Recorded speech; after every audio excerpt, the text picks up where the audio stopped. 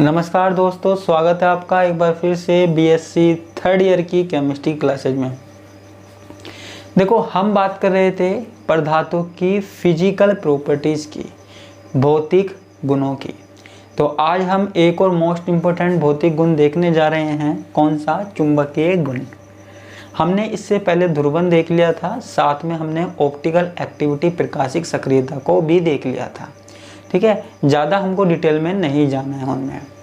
आज हम बात करेंगे चुंबकीय गुणों की। वैसे तो हमने चुंबकीय गुणों के बारे में पढ़ा हुआ है, इनऑर्गेनिक केमिस्ट्री में भी पढ़ा हुआ है, सेकेंड ईयर में, थर्ड ईयर में, लेकिन हमें यहाँ भी देखना है। यहाँ भी एक मोस्ट इम्पोर्टेंट टॉपिक है, मैग्नेटिक प्रॉपर्टीज।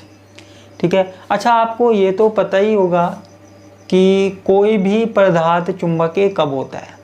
जब उसमें अयुग्मित इलेक्ट्रॉन पाए जाते हैं, अनपेयर्ड इलेक्ट्रॉन पाए जाते हैं, तो वो चुंबकीय होता है। ठीक है, देखो, मुख्य रूप से जो पदार्थ में चुंबकीय गुण होते हैं वो तीन प्रकार के होते हैं। कौन कौन से? एक तो अनुचुंबकीय, ठीक है, एक प्रतिचुंबकीय और एक है हमारे पास लोह चुंबकीय। डायामैग्नेटिक, पैरामैग्नेटिक और फेरोमैग्नेटिक। ठीक है, पैरामैग्नेटिक, डायामैग्नेटिक, फेरोमैग्नेटिक, इनकी बात हमें करनी है। ये तीन होते हैं, अनुचुंबकीय, प्रतिचुंबकीय, लोह चुंबकीय। लेकिन इन तीनों के बारे में पता होने से पहले हमको कुछ सिंपल परिभाषाएं, कुछ पदों के बारे में जानकारी होना चाहिए। ठीक है, शायद आपने पढ़ा भी होगा उनके बारे में, फिजिक्स में भी पढ़ लिया होगा और आपने पहले सेकंड ईयर में भी पढ़ा होगा, लेकिन यहाँ पे हमें एक बार और देखना पड़ेगा, नहीं तो हमारा काम नहीं चलेगा। ठीक है, तो ऐसे ही कुछ टॉपिकों के बारे में देख रहे हैं हम। तो हम कुछ पद देख रहे हैं, कुछ महत्वपूर्ण पद जो आपके लिए ज़रूरी है। ठीक है, तो जैसे इनको तो बाद में देखेंगे ना। जैसे है हमारे पास चुंबकीय सुग्राहिता, चुंबकीय सुग्राहिता, ठीक है, या मैग्नेटिक सस्पेक्टिबिलिटी। क्या? Magnetic susceptibility. ठीक है, ये अब मैग्नेटिक सस्पेक्टिबिलिटी क्या होता है? देखो, हमारे पास, हम मान लेते हैं कोई चुंबकीय क्षेत्र है ना। हम एक चुंबकीय क्षेत्र मान लेते हैं। क्या मान लेते हैं? चुंबकीय क्षेत्र मान लेते हैं। ठीक है, जिसकी तीव्रता क्या है? H है।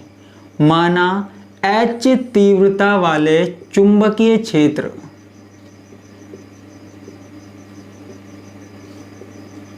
ठीक है, कोई चुंबकीय क्षेत्र मान लिया हमने जिसकी तीव्रता क्या है? H है। क्या है? H है। ठीक है, कोई H तीव्रता वाले बाह्य चुंबकीय क्षेत्र, कोई बाह्य चुंबकीय क्षेत्र है जहां तीव्रता क्या है?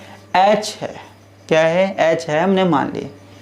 ठीक है, अब इस चुंबकीय क्षेत्र में कोई पदार्थ रखा हुआ है। चुंबकीय क्षेत्र में रखे हुए पदार्थ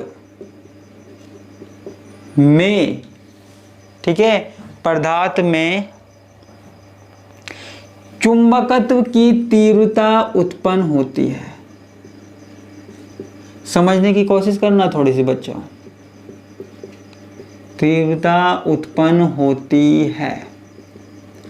ठीक है, कोई बाह्य चुंबकीय क्षेत्र है जिसको हमने मान लिया H, वहां पे कोई पदार्थ रखा हुआ है, उस पदार्थ में चुंबकत्व की तीव्रता उत्पन्न होती है। ठीक है, जो चुंबकत्व की तीव्रता उत्पन्न होती है उसको हम I से लिख देते हैं। ठीक है, I से लिख सकते हैं। ठीक है, अब देखो,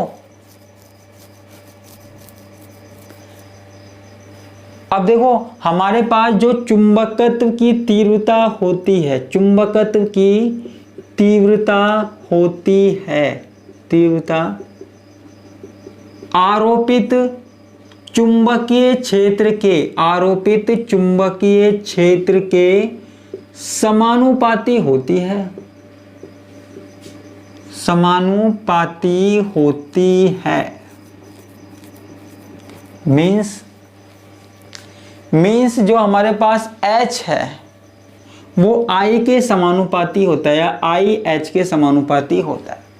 जितना ज़्यादा I बढ़ाते जाएंगे उतना ज़्यादा H हमारे पास क्या होगा, बढ़ता जाएगा।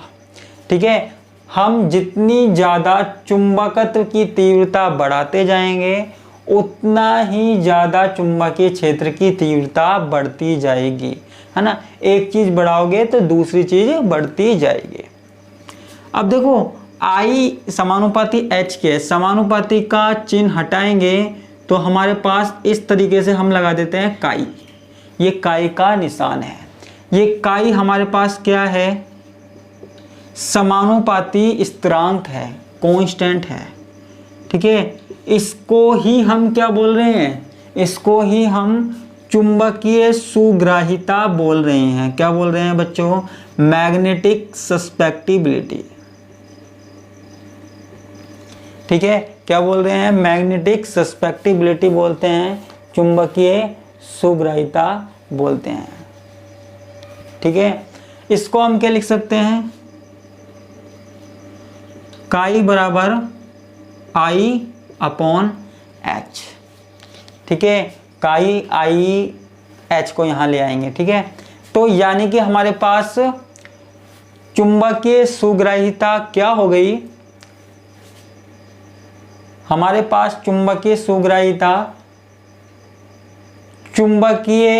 चुंबकत्व की तीव्रता, पदार्थ के चुंबकत्व की तीव्रता और चुंबकीय क्षेत्र का अनुपात होती है।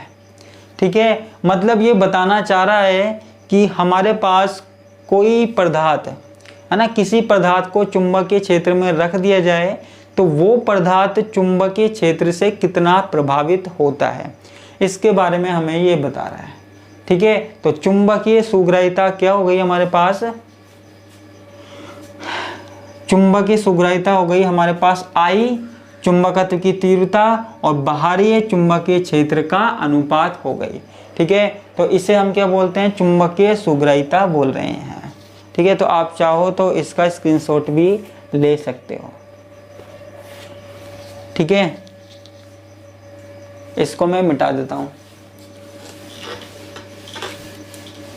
चुंबकीय सुग्राहिता या चुंबकीय प्रवृत्ति भी लिखा हुआ होगा। एक हमारे पास एक टर्म है द्रव्यमान चुंबकीय प्रवृत्ति। क्या, द्रव्यमान चुंबकीय प्रवृत्ति, मास मैग्नेटिक सस्पेक्टिबिलिटी। ठीक है, चुंबकीय प्रवृत्ति को द्रव्यमान के रूप में भी दिखा सकते हैं, द्रव्यमान के रूप में भी प्रदर्शित कर सकते हैं, के रूप में भी प्रदर्शित कर सकते हैं।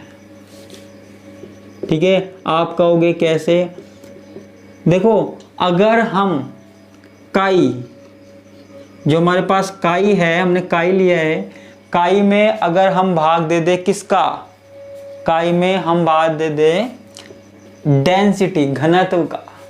ठीक है, अगर काई में हम भाग दे दे डेंसिटी, घनत्व का, तो ये हमारे पास क्या हो जाएगी,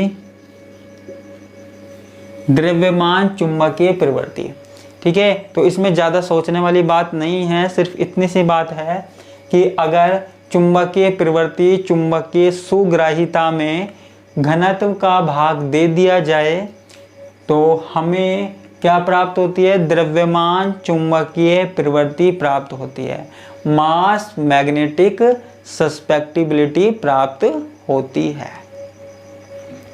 ठीक है बच्चा, तो ये हमारे पास किसकी बात हो गई, द्रव्यमान चुंबकीय प्रवृत्ति। इसका भी आप चाहे तो स्क्रीनशॉट ले सकते हैं। ठीक है,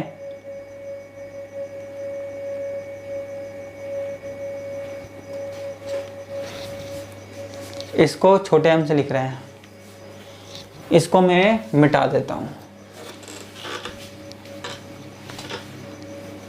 एक और छोटी सी टर्म हमारे पास यहाँ पे है, क्या है हमारे पास? मोलर चुंबकीय सुग्राहिता। मोलर चुंबकीय सुग्राहिता,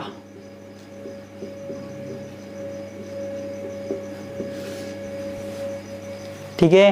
क्या है? मोलर चुंबकीय सुग्राहिता।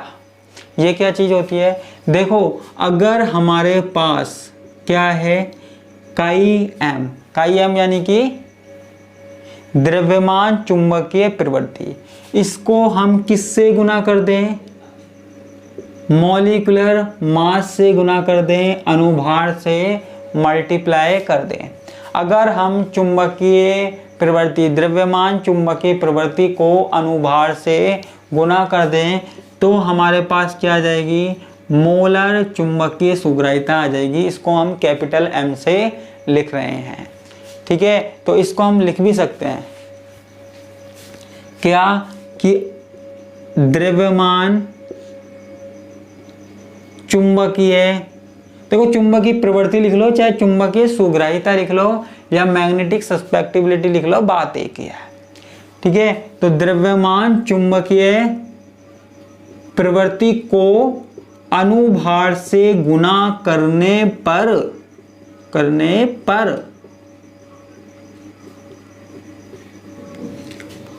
मोलर चुंबकीय सुग्राहिता प्राप्त होती है। क्या प्राप्त होती है? मोलर चुंबकीय सुग्राहिता प्राप्त होती है, ठीक है। तो इस तरीके से हम क्या निकाल सकते हैं? मोलर चुंबकीय सुग्राहिता निकाल सकते हैं। अच्छा, इसके अलावा और भी छोटी छोटी परिभाषाएं हैं, लेकिन उनको हम जब पढ़ेंगे जब हमारे पास आगे बात आएगी, ठीक है। तो अभी तो हमने ये सिर्फ आज किसके बारे में पढ़ा? चुंबकीय सुग्राहिता के बारे में पढ़ा होगा। कईयों को आज तक कन्फ्यूजन ही रहा होगा कि चुंबकीय सुग्राहिता क्या होती है, मैग्नेटिक सस्पेक्टिबिलिटी क्या होती है।